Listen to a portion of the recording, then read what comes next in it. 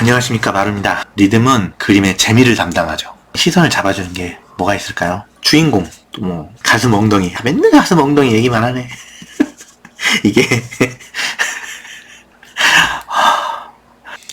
이 바닥에서 밥 먹고 사시는 분은 알 겁니다. 지금 제가 이거를 장난으로 하는 얘기가 아니고, 이 힘이란 거는 뭐 주인공 마스크, 뭐 그림으로 따지면 먹이겠죠. 검게 했을 때 아니면 하얗게 했을 때, 이 하얀 거는 그림에서 먹입니다. 먹인데 명도가 0인 먹이죠. 이 네모 안에 3개가 있어요. 이게 명도가 10인 먹이라면 이거는 한 5 정도 되겠죠. 이거는 명도가 0인 먹입니다. 먹이라고 그래요. 이 개념을 모르면 그림을 그릴 수가 없습니다. 명도는 점을 찍을 수 있겠고 겹쳐가지고 표현할 수도 있겠죠. 지금 여기 나열해놓은 것들은 다 명도가 10인 것들입니다. 시선을 잡아 끄는 것들. 명도를 풀어주려면 주인공이라면 명도가 0으로 갈수록 조연, 엑스트라로 가겠죠. 그렇죠? 가슴, 엉덩이, 마스크 라고 하면 여기는 뭐 배, 팔다리? 손 같은 경우는 시선을 잡아 끄는 힘이 있으니까 이 정도의 손을 위치하죠. 목은 변태. 목도 꽤 괜찮은데? 목덜미가 돈 되잖아요. 이쪽이 있을 수 있지만 소년만화라고 하면 아니다. 소년만화도. 소년만화는 왜 이런 게 중요하냐면 소년만화를 보는 사람들이 소년들이야. 그래서 더욱 여자가 중요한. 그러면 이렇게 하죠. 귀. 이런 것들이 있겠죠.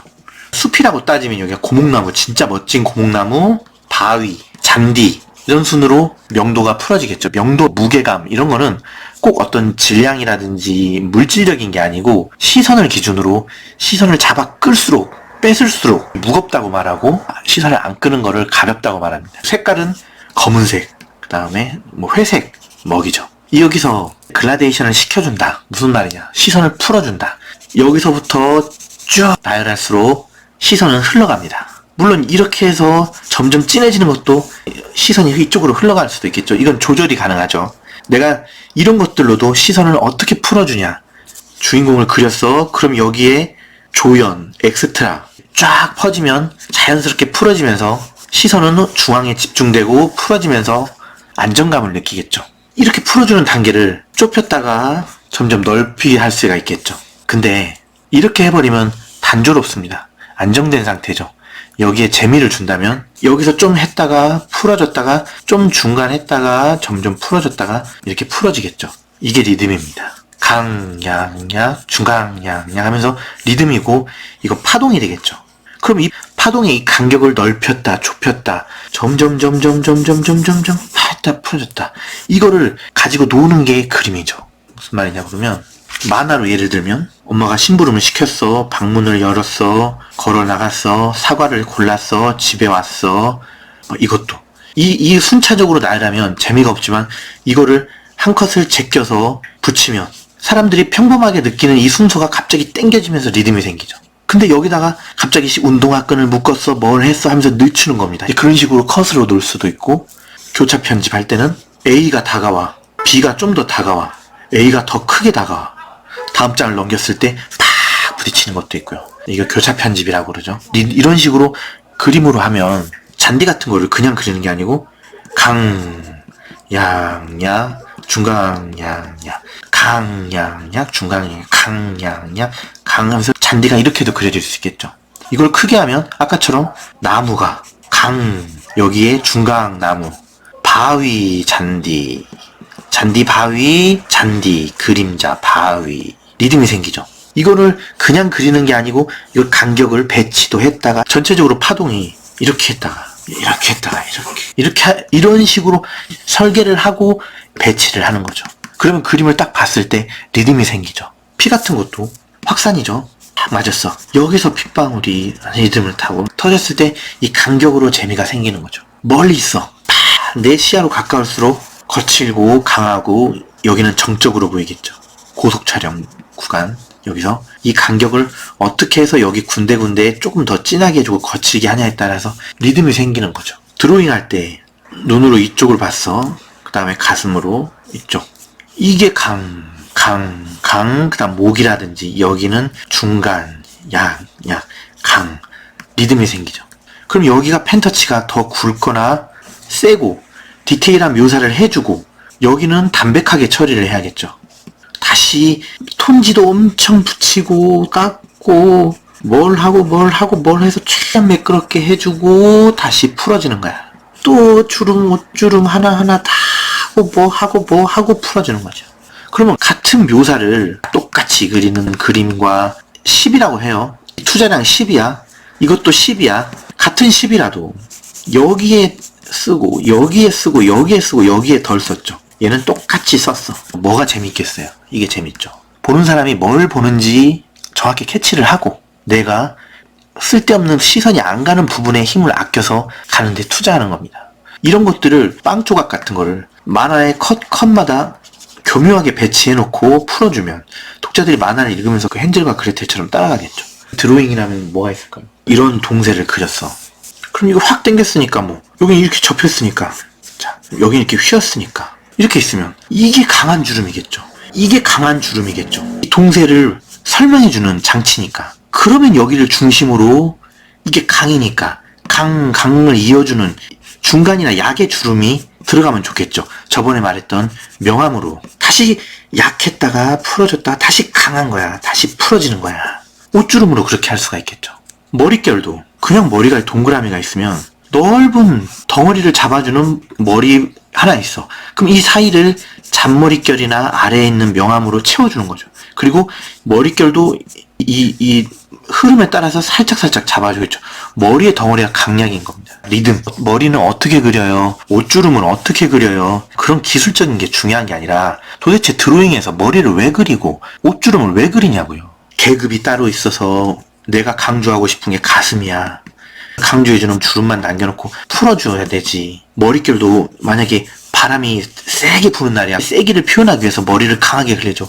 이 머리도 주인공이 같이 뛰어도 얘는 이렇게 휘날리면 엄청 빨리 뛰는 거죠. 이렇게 그리면 급정거한 거잖아. 우뚝 섰으니까 머리가 나간 거죠.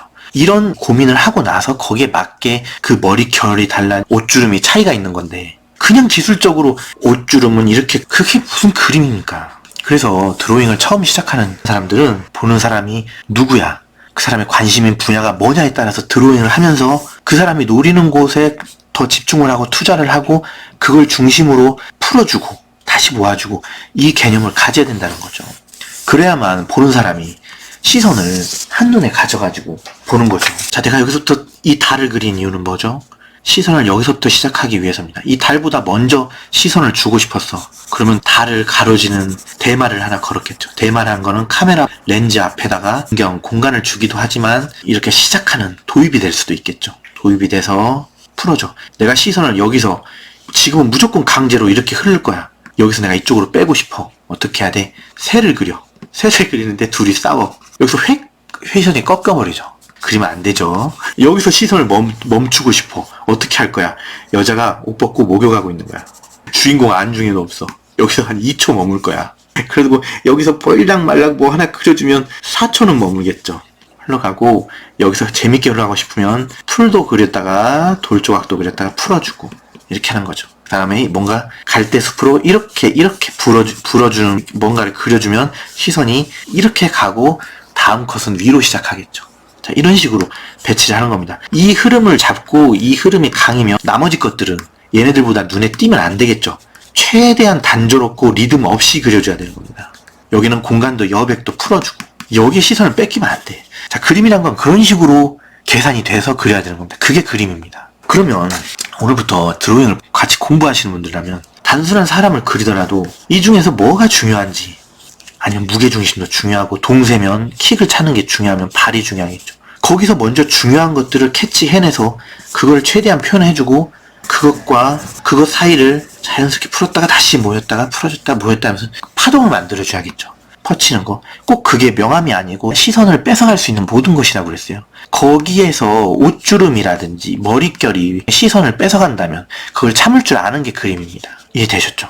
오늘 이 방송을 같이 보신 분이라면 이제 그 옷주름이나 머릿결이 도대체 내 그림에서 어떤 위치에 있는지 어떻게 풀어줄 것인지 정보를 주는 머릿결을 강하게 그리고 참 머릿결 간격을 보세요. 점점 풀어지거나 실타래가 겹치면서 중간, 강 리듬을 타죠. 머릿결도 하나 두꺼운 게 있으면 주제, 그 다음 부주제 거기를 주제와 부주제를 연결해주는 엑스트라 자, 이런 것도 한 번씩 고민해 보십시오. 옷주름도 마찬가지겠지.